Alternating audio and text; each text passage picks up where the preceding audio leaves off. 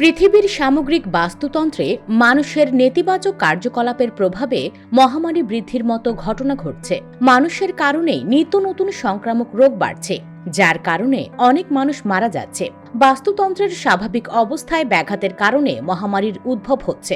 এক গবেষণা চালিয়ে এসব তথ্য জানিয়েছেন অস্ট্রেলিয়ার অ্যাডিলেড বিশ্ববিদ্যালয়ের গবেষকরা। গবেষণার তথ্য মতে সুস্থ ইকোসিস্টেম প্রাকৃতিক ভারসাম্য বজায় রেখে রোগ নিয়ন্ত্রণ করে।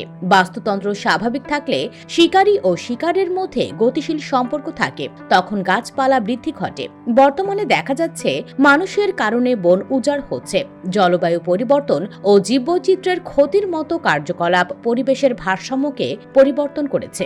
এতে রোগ জীবাণু আরও সহজে ছড়িয়ে পড়ছে। উদাহরণ হিসেবে গবেষকরা জানিয়েছেন, জলবায়ুর পরিবর্তনের কারণে রোগ বহনকারী মশা পূর্বের নাতিশীতোষ্ণ অঞ্চলে বেশি দেখা যাচ্ছে। গবেষণা প্রতিবেদনে বলা হয়েছে, জীববৈচিত্র্যের ওপর প্রভাবের কারণে ক্ষতিকর রোগ জীবাণু বন্যপ্রাণী থেকে মানুষের কাছে যাওয়ার সুযোগ পাচ্ছে। দক্ষিণ আমেরিকায় বন উজাড়ের কারণে জলাতঙ্কের বিস্তার ঘটছে বেশি। মানুষের কার্যকলাপের কারণে প্রাণী ঘটিত রোগের উত্থান ঘটছে। সমস্যা সমাধানের জন্য গবেষকেরা মানব স্বাস্থ্য ও প্রাকৃতিক পরিবেশের আন্তঃনির্ভরতার ওপর জোর দিয়ে পৃথিবীর স্বাস্থ্য উন্নয়নের জন্য পরামর্শ দিয়েছেন। সূত্র গ্যাজেট 360।